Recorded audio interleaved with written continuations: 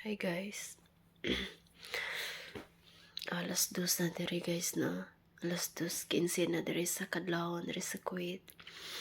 At di ko katulog guys. Abi niyo guys. Mula nang atong nahitabo kay Perarde ni Duterte. Ambot lang gaya na akong giingon. Wala ko'y laing presidente nga giidolo. Watsag ko'y laing presidente nga gihangaan at gihilakan.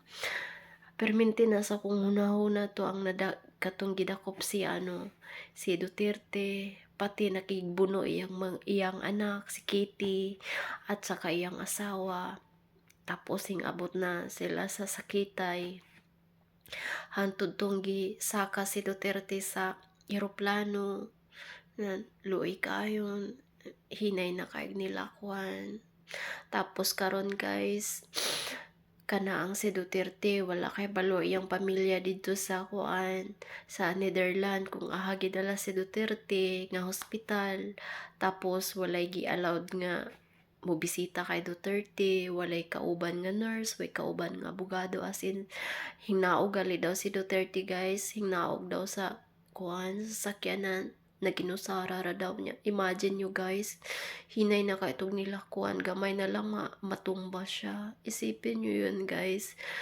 Tapos parang magahuot siya ang dugan maguna-una nga. Tapos nagingon to iyang katuyang kauban nga iyang friend nga wala nila nakitisi-kuan. Tapos si Vice President Sara gipaabot nila kung asa na, wala pa gihapon nila nakitisi PRRD, paabot nila didto, wasla kabalo kung asa gi-admit gidala si PRRD.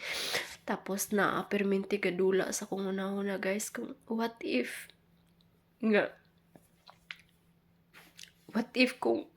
kung kana ang bawian na kinabuhi si Duterte dito sa kuan sa Netherlands tungod sa tigulang na gud siya. Tapos kuan siya kinabuhi. Sakit kaayo bisan pag di nato nakadugo. Pero naging good leader siya sa Pilipinas. Bisan pa dili na to siya kaunsa-unsa. Pero sa pagkangalan nga kuan ka na daghan kay siya kaayo nga gihimo sa Pilipinas. Gimahal ta niya until the end, iyang gibuhis, iyang ginabuhi para sa Pilipinas.